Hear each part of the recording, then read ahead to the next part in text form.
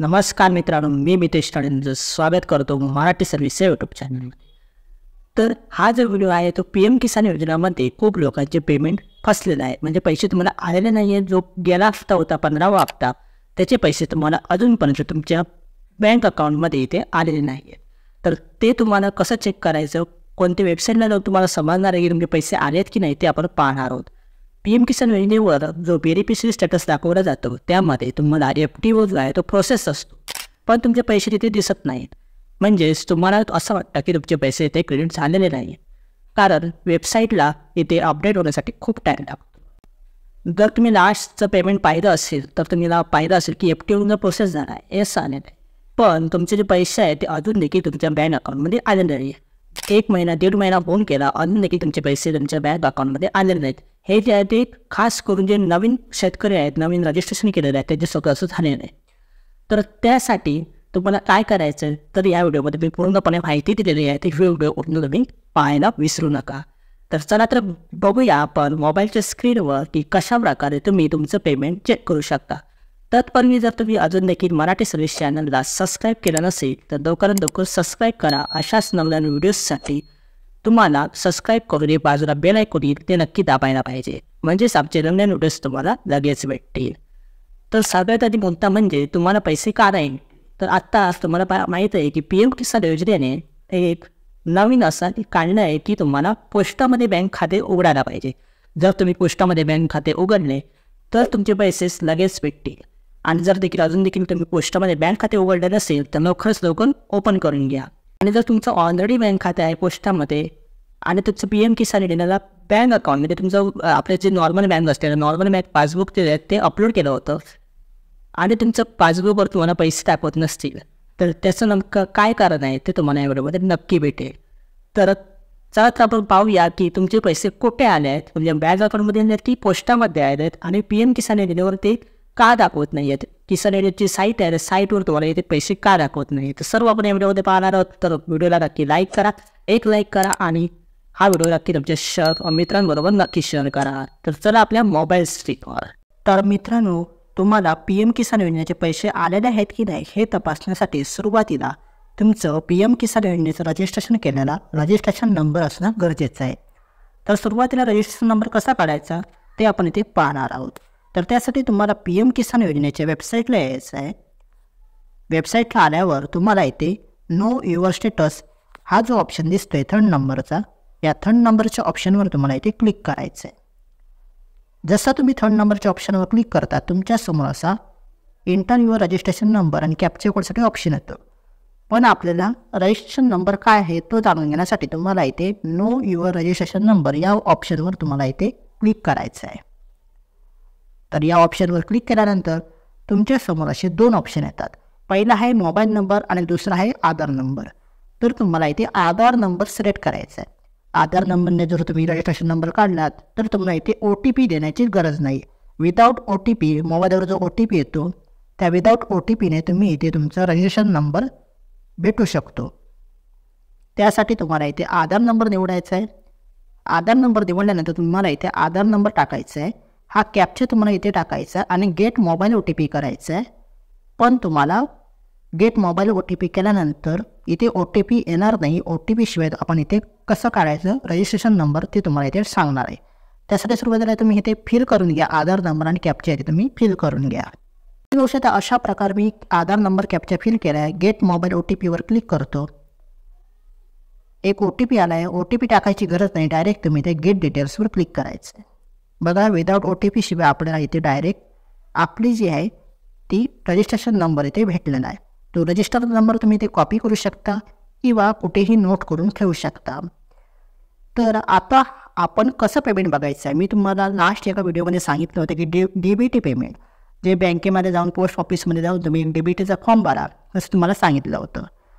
तर आता J P M किसानचे हप्ते आहे ते DBT पेमेंटनुसार पाठवले जातात.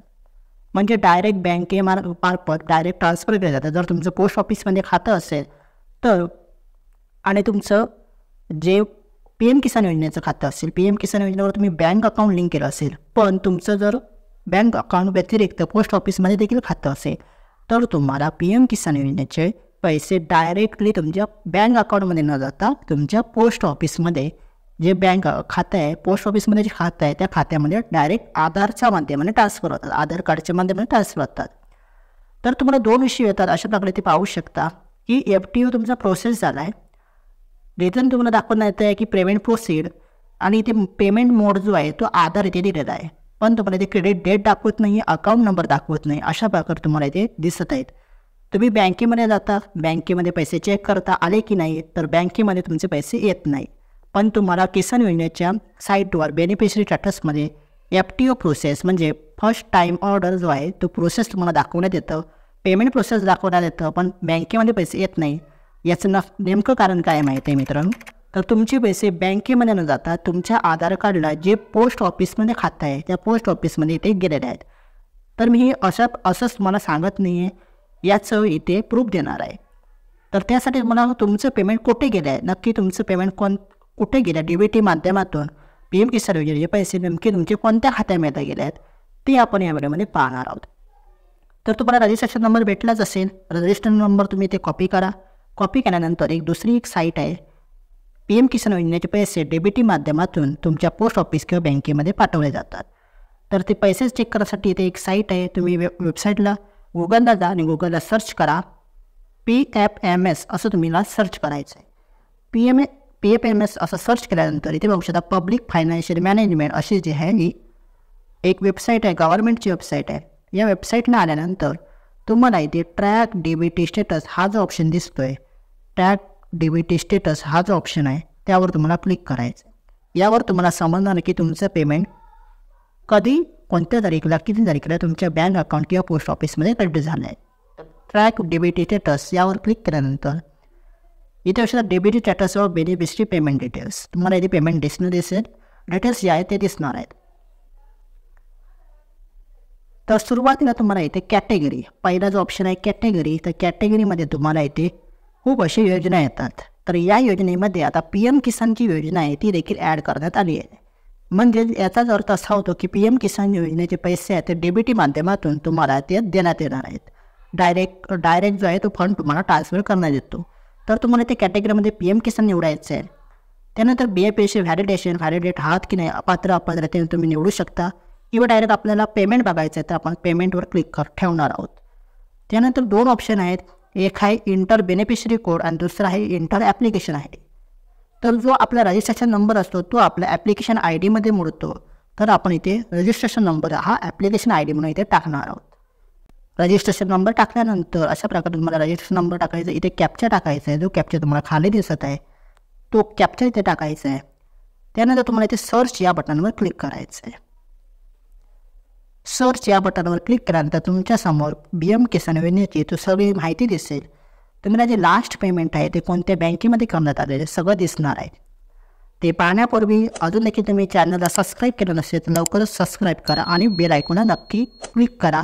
अशाच नवनवीन व्हिडिओसाठी लवकर क्लिक करा. तर पेमेंट डिटेल इथे पाहू शकता. अशा प्रकारे पेमेंट डिटेल आलेली आहे. तुम्हाला इथे ॲप्लिकेशन ID दिसेल, नाव दिसेल, त्यानंतर आधार नंबर दिसेल, त्याच्यानंतर इन्कम दिसेल, इन्कम सोर्स दिसेल, इन्स्टॉलमेंट पहिलं, हा जो शेतकरी आहे त्याचं पहिलंच इन्स्टॉलमेंट इथे आहे. अमाऊंट इथे पाहू शकता 2000 रुपये अमाऊंट आहे.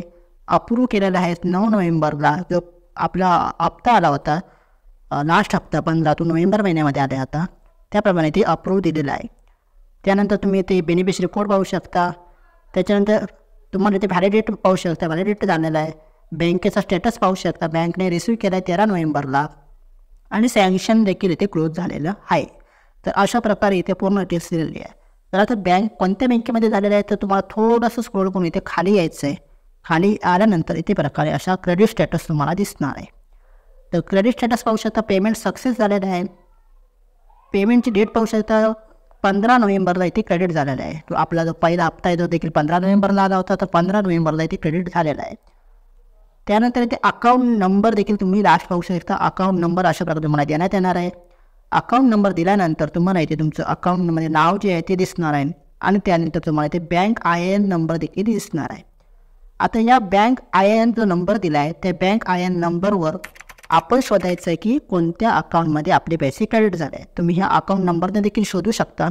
तुमच्याकडे ऑलरेडी पासबुक असेल तर तुम्हाला समजेलच.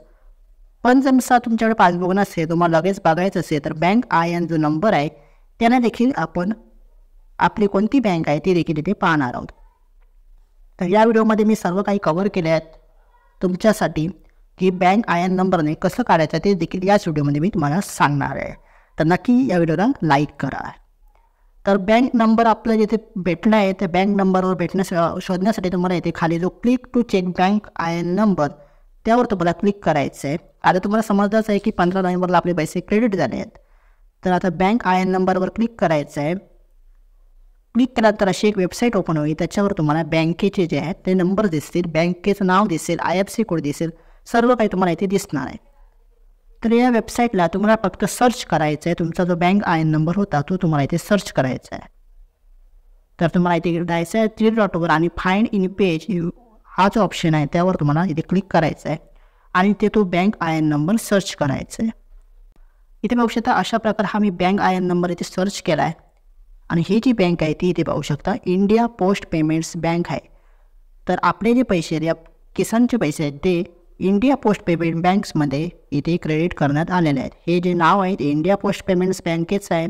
म्हणजेच PM किसान योजनेचे पैसे आहेत ते इंडिया पोस्ट बँकेमध्ये करण्यात आलेले आहेत.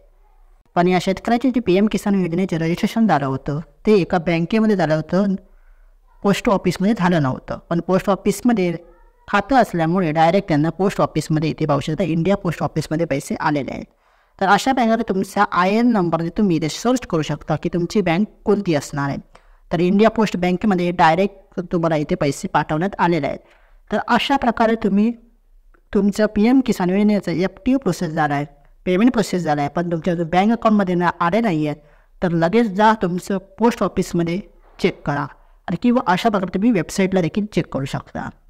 तर अशा प्रकारे हा मोठा अपडेट आहे. हे कोणालाच माहीत नाही आहे. तर तुमच्यापर्यंत सर्वात आधी पोहोचवण्यासाठी या व्हिडिओला नक्की लाईक करा आणि हा व्हिडिओ खूप लोकांपर्यंत शेअर करा. तर अशा प्रकारे तुमचं जे पैसे आहेत ते तुम्ही पोस्टामध्ये तुमचे पैसे आलेले आहेत. पोस्टाच्या बँक अकाउंटमध्ये तुम्हाला द्यायचं आहे, पोस्ट ऑफिसमध्ये द्यायचं आहे, तुमचे पैसे ते तुम्हाला चेक करायचे आहे. म्हणजेच तुमचे पैसे बँक अकाउंटमध्ये नाही तर तुमचे पैसे डायरेक्ट आधारच्या साहाय्याने, आधार कार्डच्या साहाय्याने डायरेक्ट पोस्टामध्ये आलेले आहेत. तर तुम्हाला पोस्टामध्ये जाऊन तुमचे बँक पैसे जे आहेत ते चेक करायचे. तर हा एक मोठा असा अपडेट होता. आजच तुम्हाला सांगण्यासाठी मी हा व्हिडिओ बनवला होता. तर हा व्हिडिओ नक्की कसा वाटला कमेंट नक्की करून काढवा आणि व्हिडिओ आवडल्यास नक्की लाईक करा आणि शेअर करा तुमच्या मित्रांना. आणि आपण एक व्हॉट्सअप चॅनल ओपन केला आहे, त्याची लिंक जी आहे ती तुम्हाला डिस्क्रिप्शनमध्ये भेटेल. जर अशाच नवनवीन अपडेट्ससाठी तुम्ही नक्की व्हॉट्सअप चॅनलला जॉईन करा. तर चला भेटू पुढच्या व्हिडिओमध्ये. तोपर्यंत जय हिंद, जय महाराष्ट्र.